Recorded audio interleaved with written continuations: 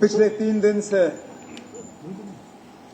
जो बजट के मुतालिक हाउस में बहस चल रही है, मैं उस पर अपना जवाब देने के लिए खड़ा हुआ हूं। मैं उन तमाम ऑनरेबल MLAs का शुक्रिया करता हूं जिन्होंने डिस्कशन में हिस्सा लिया, अपनी कीमती बातें, मशवरे, सुझाव हाउस के सामने रखे। कई चीजों का हमें भी फायदा हुआ, जिसको आगे जाके हम अमल में लाने की कोशिश करेंगे। कई से बजट की तारीफ हुई, कुछ जगहों से यहाँ हाउस के अंदर मुखालफत होनी ही थी। ट्रेजरी बेंचेस, ऑपोजिशन बेंचेस, जब नाम में ही अपोज लिखा हुआ है तो अपोज करने के अलावा इनके पास और कोई काम है नहीं।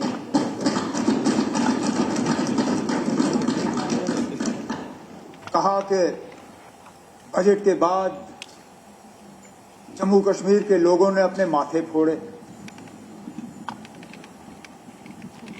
अब मैंने ऑनरेबल हेल्थ मिनिस्टर साहिबा से मालूम करने की कोशिश की कि ना बजट के बाद कहीं सरकारी अस्पतालों में एडमिशन का सिलसिला बढ़ तो नहीं गया, कहीं हेड इंजरीज, कहीं MRI, कहीं हमें CT स्कैन की जरूरत तो नहीं पड़ी।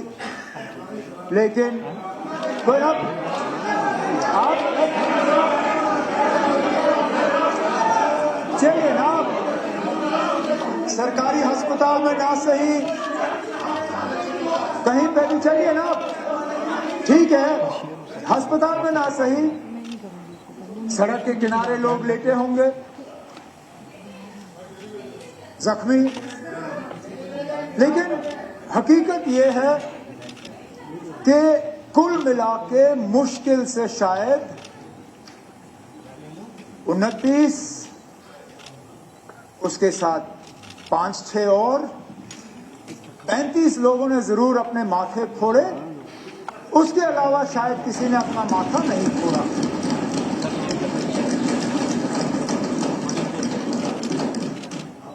आमतौर पे बजट को लेके लोग मुतमईन रहे, शायद ये जानते हुए कि इन हालात में जम्मू कश्मीर को आगे ले जाना इतना आसान है नहीं।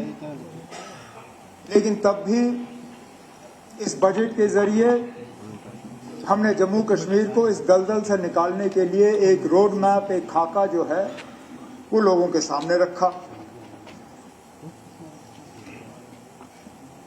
अब मैं यहां अपने बीजेपी दोस्तों को शर्मिंदा नहीं करना चाहता हूं। इन्होंने कहा कि सब तरफ से बजट की मुखालफत हुई। अब मैं उन लोगों का नाम नहीं लूंगा यहां पे जिन्होंने दिल्ली से फोन करके बजट के मुतालिक मुझे मुबारकबाद पेश की और कहा कि जम्मू कश्मीर के लिए वाकई ये एक बहुत समझदार और जिम्मेदार बजट है। हमारी स्पीकर साहब कोशिश ये रही कि तमाम सेक्टर्स को हम ठीक तरह से कवर करें। और अगर आप देखें, क्योंकि मैं हाउस का ज्यादा टाइम नहीं लूंगा, मैंने ऑनरेबल LG साहब के खुतबे पे भी लंबी तकरीर की। बजट जब पेश किया तो लगभग कोई 1.25 घंटे तफसीलन सारी डिटेल्स हाउस के सामने रखी। मुझे नहीं लगता है कि हर चीज को यहां दोहराने की जरूरत है, लेकिन इस बजट के जरिए हमारी एक कोशिश रही कि जम्मू कश्मीर में जो मेजर सेक्टर्स हैं उनको हम न सिर्फ टच करें बल्कि उनमें एक बेहतरी लाएं। हर हुकूमत की सबसे पहली जिम्मेदारी ये होती है कि जो सबसे कमजोर वर्ग है, जो सबसे पिछड़े हैं, जो सबसे गरीब हैं, पहले उनकी मदद करें, फिर आहिस्ता आहिस्ता पहुंचें ऊपर तक। अब अगर यहां मेरा कोई साथी नाराज है कि हमने उनको 6 सिलेंडर गैस के नहीं दिए, तो मैं उस चीज के लिए माफी नहीं मांगूंगा, क्योंकि मेरा कभी कोई इरादा आपको 6 सिलेंडर देने के नहीं थे। लेकिन जो सबसे गरीब है, जो सबसे गरीब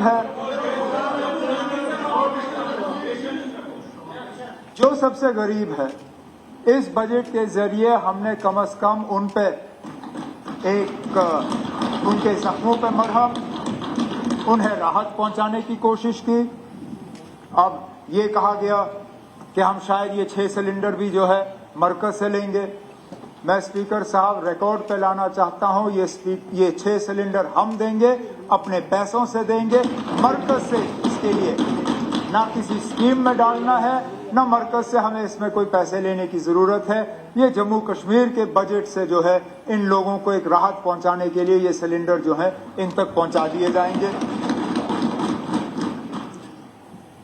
फिर ये बार बार कहना कि इस बजट में सेंट्रल स्कीम्स के अलावा कुछ नहीं है। अब मैं जानता हूं ना, अब इनकी मजबूरी है कि इनको बार बार सेंटर, मोदी जी। ये ठीक है, ये अब है, मजबूरी तो है। इसलिए इनको जम्मू कश्मीर के बजट का कुछ किया हुआ जो है वो नजर नहीं आएगा। जो हमने ऑर्फन्स के लिए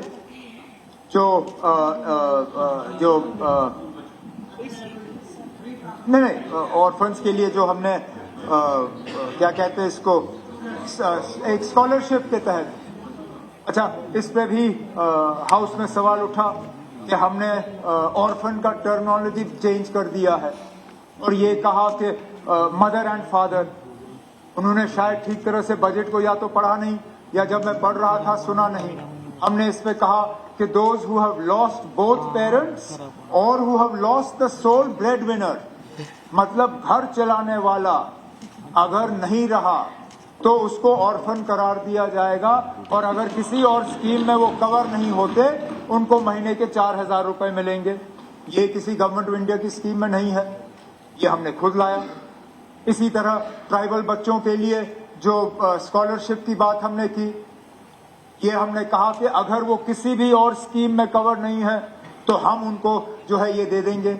इसी तरह जो गरीब बच्चों के लिए मुफ्त स्कूल की तालीम, जो गरीब बच्चों के लिए मुफ्त कॉलेज में तालीम, हमने ये कहा कि अगर किसी स्कीम में ये कवर नहीं है तो हम इनको कवर करके इनको स्कॉलरशिप के दायरे में ले आएंगे। इसी तरह जो फ्री बस राइडरशिप पिछले साल हमने अपनी बहनों के लिए, अपनी माओं के लिए ये जो है अनाउंस किया, ये गवर्नमेंट ऑफ इंडिया की स्कीम नहीं थी, ये प्रधानमंत्री जी का देन नहीं, ये मोदी जी ने हमें नहीं दिया, ये हमने अपने बजट से निकाला और बड़ा कामयाब है। यहां तक इतना कामयाब है कि मुझे उसके बाद कई जगहों से डिमांड आना शुरू हुआ कि मतलब अब ये मत करिए, घर में मुश्किल हो गया है, हमारी घरवाली जो है वो नजर नहीं आती क्योंकि बस में चढ़ के वो सवारियां कर रही हैं। अब हमने इस बार कहा है कि जो हमने अपनी माओं को और बहनों के लिए किया, वो इस बार अब हम जो हैंडीकैप लोग हैं उनको राहत मिले, वो ट्रैवल कर सकें। हमने फ्री राइडरशिप उनके लिए किया है। हमने ईवी बसेस के हवाले से बात की। हमने कहा कि ईवी बसेस का दायरा जो है वो बढ़ा दिया जाना चाहिए, उनकी रेंज बढ़ा दी जानी चाहिए। इस पे भी किसी को आपत्ति हुई। जनाब, आप जो है लोकल ट्रांसपोर्ट को बिगाड़ रहे हो। दोनों चीजें साथ साथ चलेंगी। अब मुझे बताइए, दिल्ली में टैक्सियों की कमी है। हम कई सारे लोग जो है बीच बीच में दिल्ली जाते हैं, वहां सारे बसेस जो हैं ईवी हैं। वहां क्या टैक्सियों की कमी है? वहां ऑटोओं की कमी है? जो बस में चढ़ना चाहता है, जिसको और किसी चीज में चढ़ने की ताकत नहीं है, वो बस में चढ़ना पसंद करेंगे। अगर हम ईवी बस जो है, एनवायरमेंटली फ्रेंडली बसेस जो हैं इलाकों में पहुंचा सकें, उसके साथ साथ ऑटो भी चलेंगे, टैक्सियां भी चलेंगी, सब कुछ एक साथ चलेगा। एक चीज को बंद करने से जो है हम यहाँ की इकोनॉमी बढ़ा नहीं सकते। लेकिन ये भी इन लोगों को पसंद नहीं, कहते नहीं ना, यहाँ आपके इस बजट में कुछ भी नहीं है।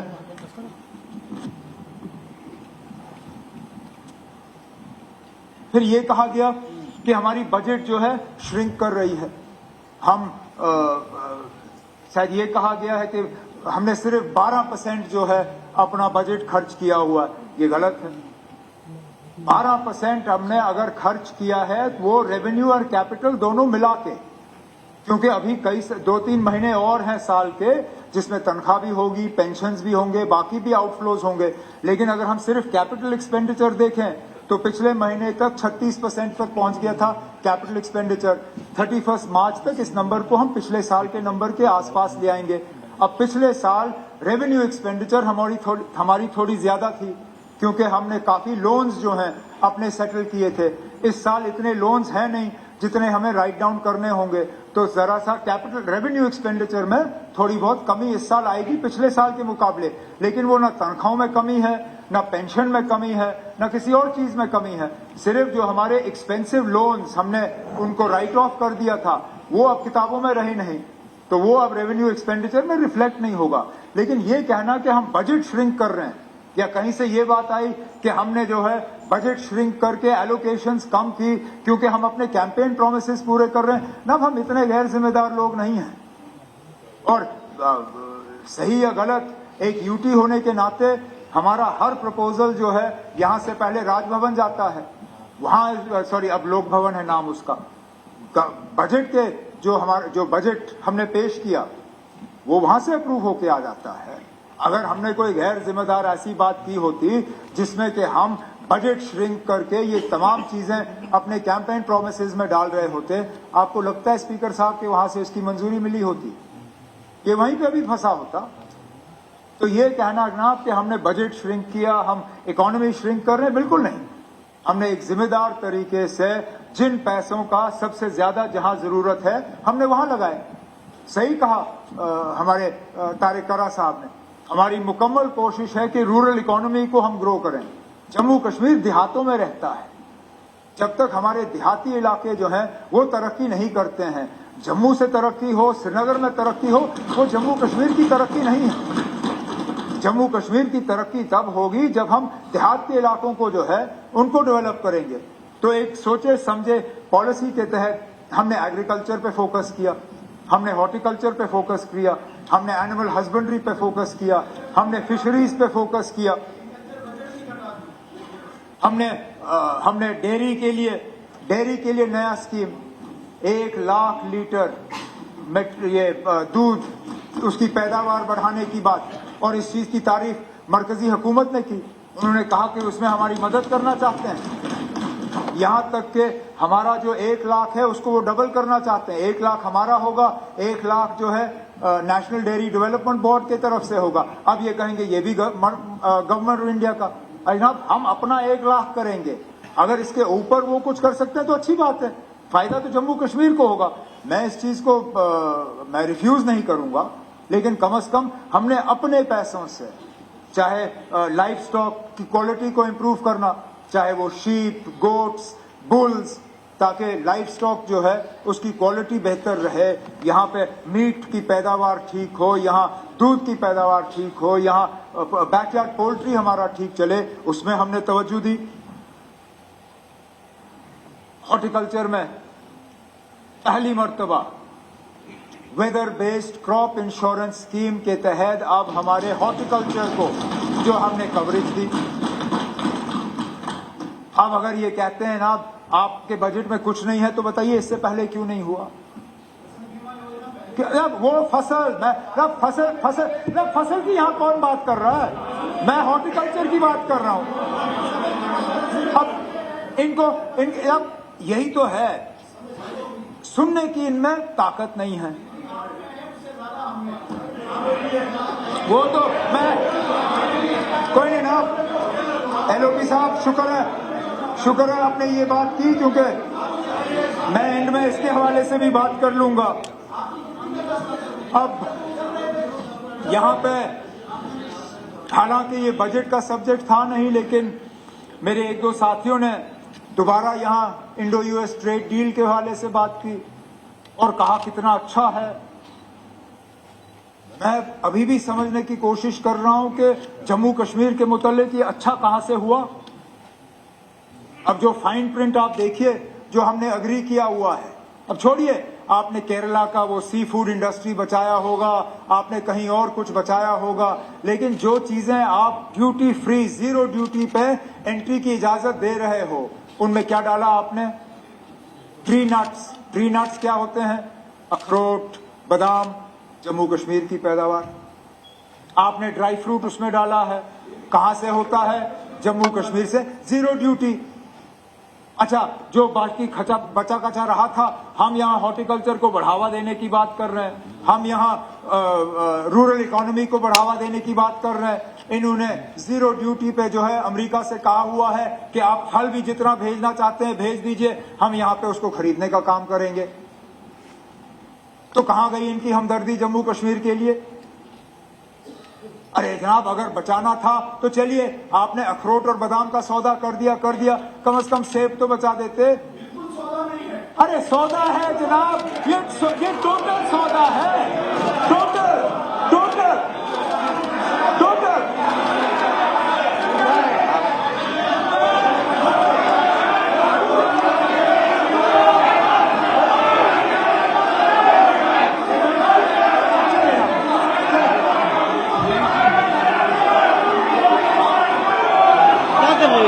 क्या कर रहे हो यार? लाऊना ये क्या करते हो?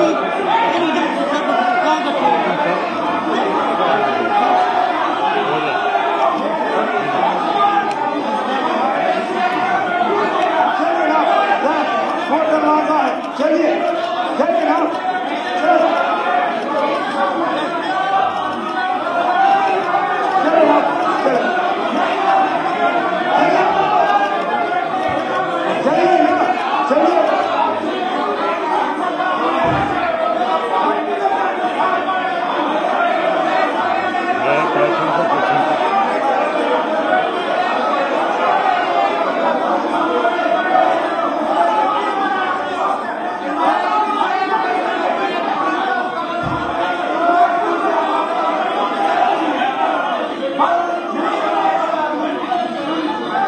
स्पीकर साहब, यार पीछे बाहर जाऊंगा आराम से, खुद कहते हैं, तो यहाँ पे लगे हुए हैं तो कहीं वो जगह देखो ना। कहते हैं Indo US trade deal. Deal को अगर आप ट्रांसलेट करो, व्हाट इज डील? सौदा। डील इज सौदा। अरे कहाँ फायदा साहब? किसका फायदा? कहाँ फायदा? मुझे एक सेकंड, आप एक सेकंड।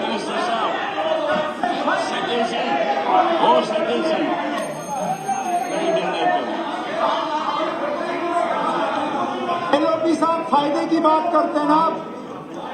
मुझे बताएं, जम्मू कश्मीर में इस सौदे से किसको फायदा हुआ?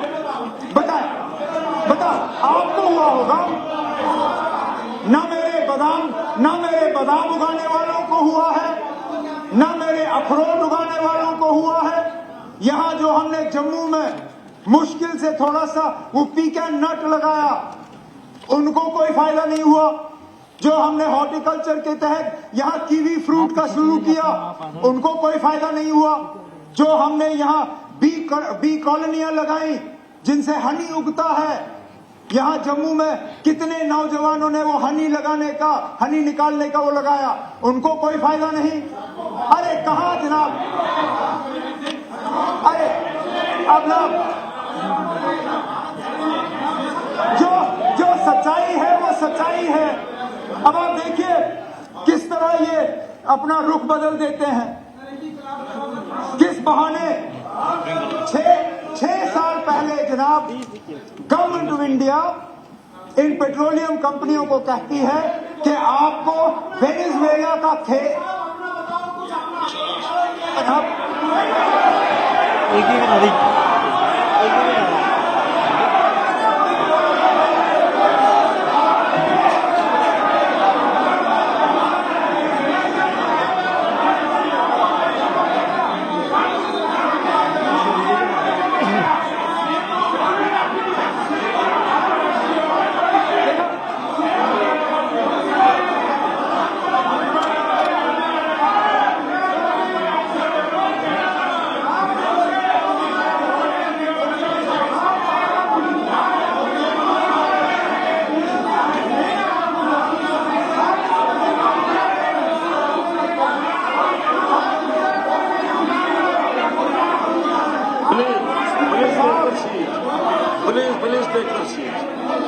आप बैठे ना, आप बैठे, आपको नहीं बोलना है। चीफ मिनिस्टर साहब बोल रहे हैं, आप क्या बोलेंगे बीच में? तशरीफ रखिए, please please take your seats, please please.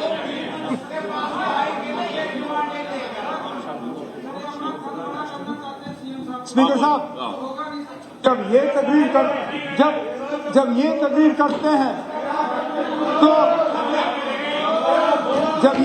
करते हैं तो हर जुमले में मोदी जी मोदी जी मोदी जी मोदी जी, तब इनको नहीं लगता कि अपनी बात करनी चाहिए। बजट का डिस्कशन है। अब 30 मिनट तकरीर में मुश्किल से एलओपी साहब ने 3 मिनट बजट के हवाले से बात की होगी। 25-27 मिनट कहीं SRO, कहीं कुछ और। क्या मैं डाउनटाउन जा सका या नहीं? अब मैं क्या याद दिलाऊं एलओपी साहब को? एलओपी साहब, आपको हमारी बजट इतनी चुभ गई कि आप खामोश नहीं रह सकते हो?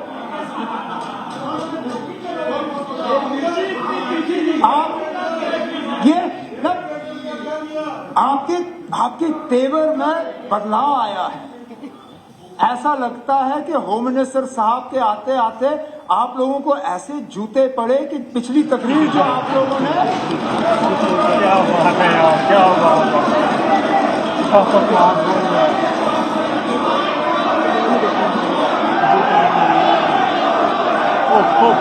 क्या बोल रहे हैं?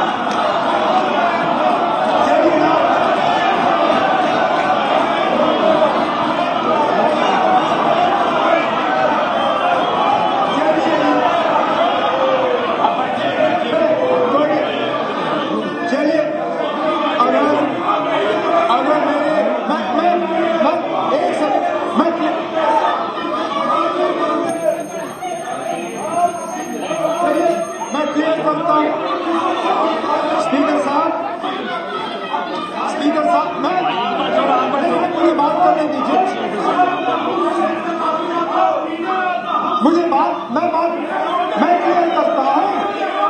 मैं क्लियर करता हूँ। चलिए ये ऐसी कौन सा बोलते हैं? चलिए स्पीकर साहब, अगर इनको से एक सेकंड श्यामलाल जी, अगर इनको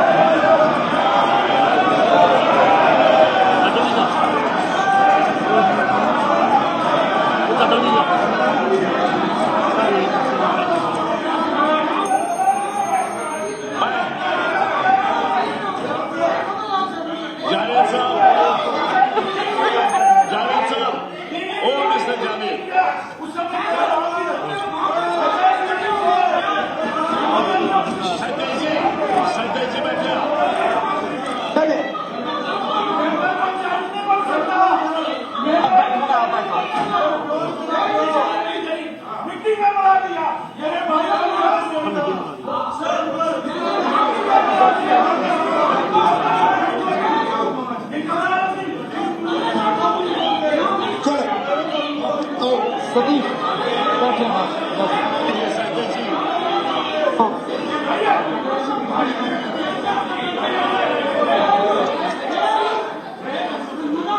चले स्पीकर साहब, इनको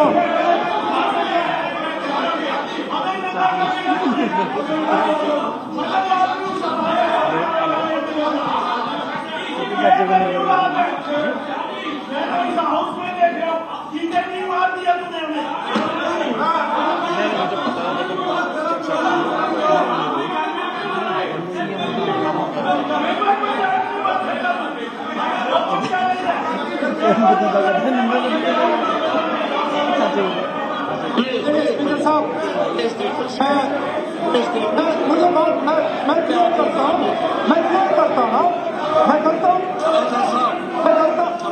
करने दीजिए ना, मैं क्लियर करता हूँ। चलिए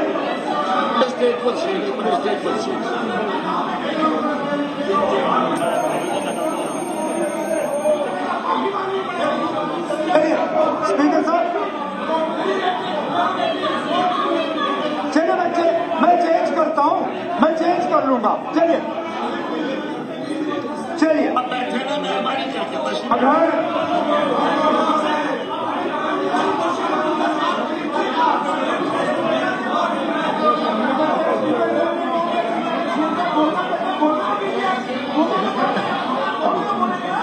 चलिए स्पीकर साहब,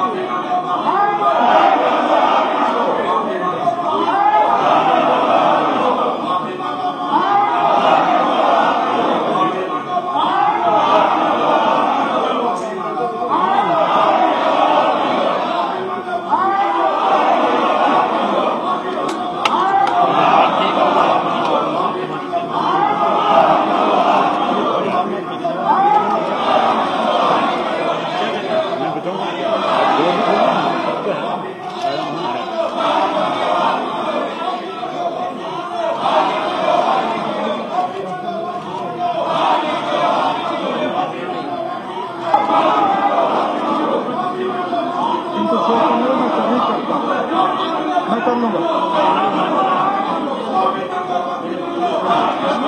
नहीं मैं बोलता रहूंगा। स्पीकर साहब, इंडस्ट्री के हवाले से हमने सेल्फ सर्टिफिकेशन का काम किया। एमएसएमईज की तरफ से ये डिमांड आई थी कि रेड टेप में वो फंस जाते हैं, उनके परमिशंस नहीं होते, उनकी रजिस्ट्रियां नहीं होती। हमने पहली मर्तबा इंडस्ट्री में एमएसएमई को सेल्फ सर्टिफिकेशन का काम जो है 3 साल का कर दिया है। अब उनको अपने यूनिट्स रजिस्टर करने में कोई दिक्कत नहीं होगी। इसी तरह जो सिख इंडस्ट्रियल यूनिट्स हैं, खासकर एमएसएमई सिख यूनिट्स, उनको हमने न्यू इंडस्ट्रियल यूनिट्स के तहत ट्रीट करने का फैसला किया है। जहां टूरिज्म के हवाले से हम बात करें, नए इंडस्ट्री नए टूरिस्ट सेक्टर जो है वो खोलने की बात की जा रही है। न्यू डेस्टिनेशन जो है उनको डेवलप करने की बात की जा रही है। यहाँ पे मेरे साथियों ने जो बंद इलाके हैं उनको दोबारा खोलने के हवाले से बात की। मैं अपने मेंबरों को अश्योर करता हूं कि मरकजी हुकूमत के साथ ये बात हो चुकी है और आने वाले कुछ महीनों में सारे डेस्टिनेशन जो हैं वो दोबारा खोल दिए जाएंगे। यहाँ पे बात आई कि नौजवानों के हवाले से हमने बजट में बात नहीं की। स्पीकर साहब, नौजवानों के अलावा और किसी का हमने बजट में जिक्र ही नहीं किया। मिशन युवा किसके लिए है? मिशन युवा यहाँ के नौजवानों के लिए है। उन्हें एंटरप्रेन्योरशिप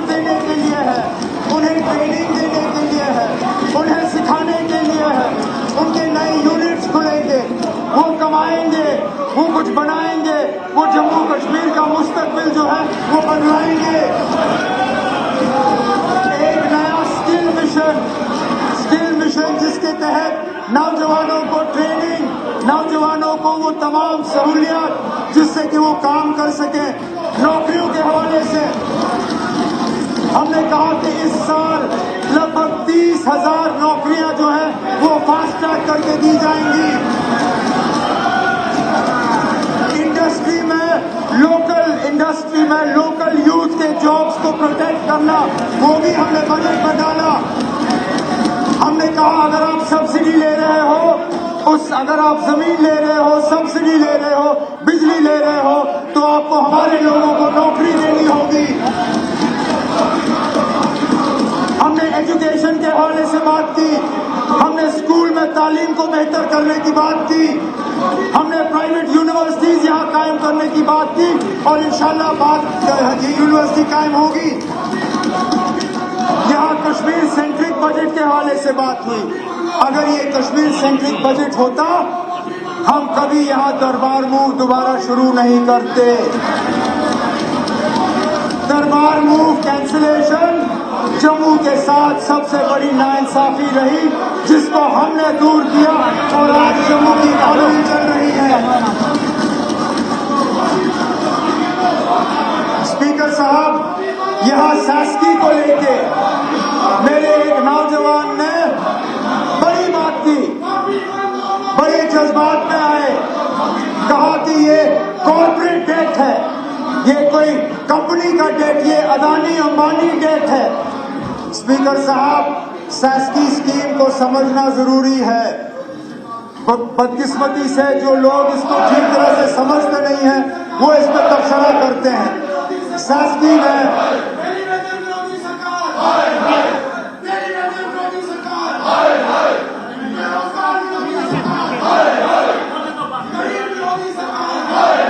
स्पीकर साहब,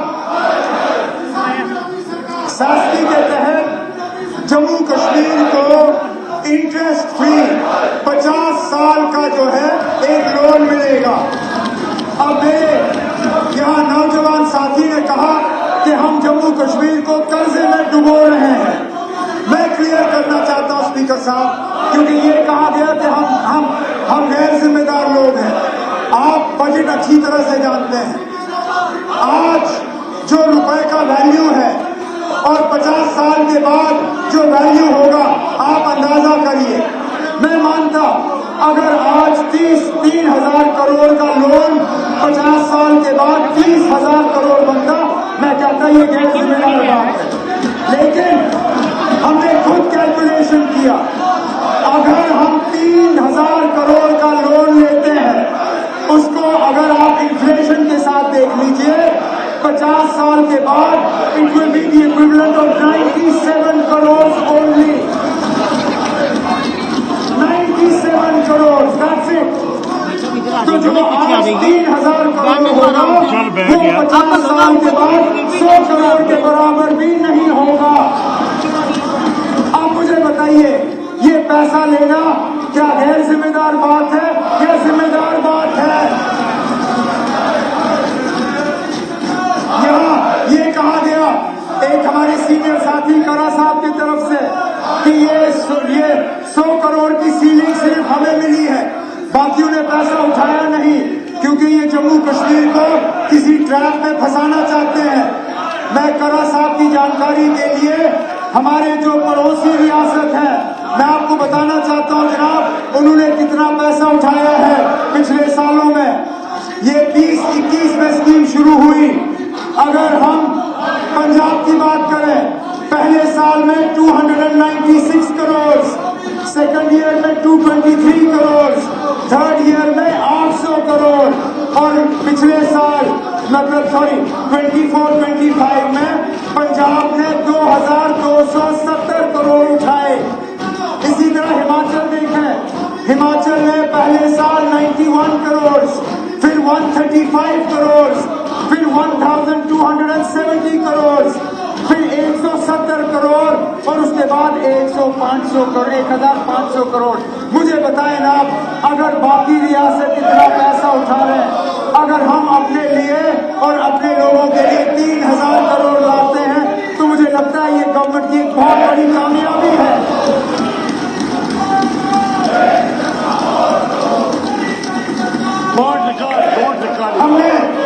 कोई गैर जिम्मेदार बात नहीं की।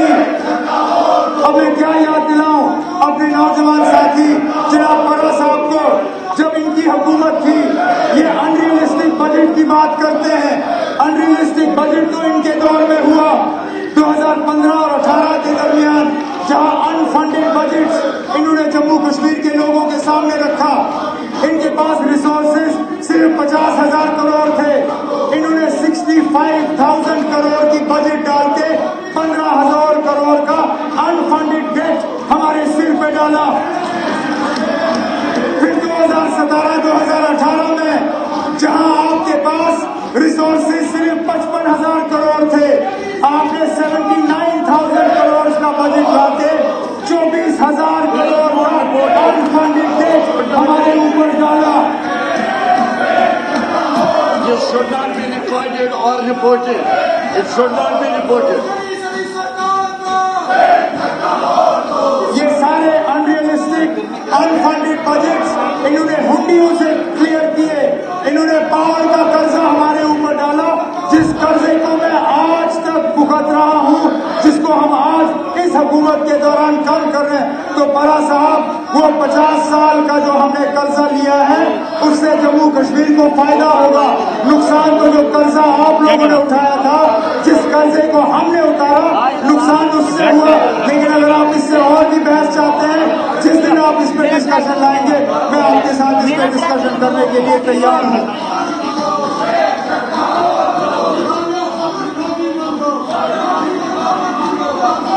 बाकी ऑनरेबल स्पीकर साहब, यहाँ एसआरओ के हवाले से बात हुई। ऐसा कहा गया जैसे कि मिलिटेंसी विक्टिम्स को पहली मर्तबा जो है रोजगार दिए जा रहे हैं। मेरे वालिद साहब की हुकूमत 96 से लेके लगातार आज तक हमने ये एसआरओ के ऑर्डर्स बांटे हैं। इन लोगों ने ज्यादा से ज्यादा जहां हमें एजुकेशन पे जो है रिलैक्सेशन की जरूरत पड़ी, जहां एज बार था, जहां क्वालिफिकेशन बार था, वहां एलजी साहब को हिदायत दी गई कि वो इसमें रिलैक्सेशन दे।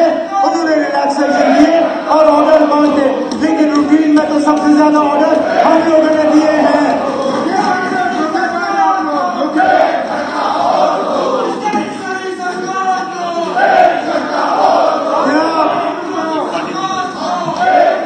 स्पीकर साहब, इनके फ्रस्ट्रेशन को मैं समझ सकता हूं, इनकी नाराजगी और इनके थपथपाहट को मैं समझ सकता हूं, क्योंकि ये उम्मीद नहीं कर रहे थे कि हमारे तरफ से इतना अच्छा बजट जो है लोगों के सामने पेश होगा। लेकिन हमने जम्मू कश्मीर के फायदे के बजट का फायदा के बजट लाया, हमने जम्मू कश्मीर के नौजवानों के लिए बजट लाया, हमने जम्मू कश्मीर के जो सबसे पिछड़े हुए लोग, गरीब लोग हैं, उनके लिए बजट लाया। और इंशाल्लाह जम्मू कश्मीर के वो डेली वेजर्स जो जिन्होंने दर बदर की ठोकरें खाई, इस साल उनको हम रेगुलराइज करने का सिलसिला शुरू करके इनके एक और झूठ को जो है हम झूठ साबित करेंगे। लेकिन इस मौके पे स्पीकर साहब, मैं अपने तमाम मेंबरों का शुक्रिया करते हुए इनसे उम्मीद करता हूं कि इस बजट को इस हाउस में पास किया जाए। बहुत बहुत शुक्रिया।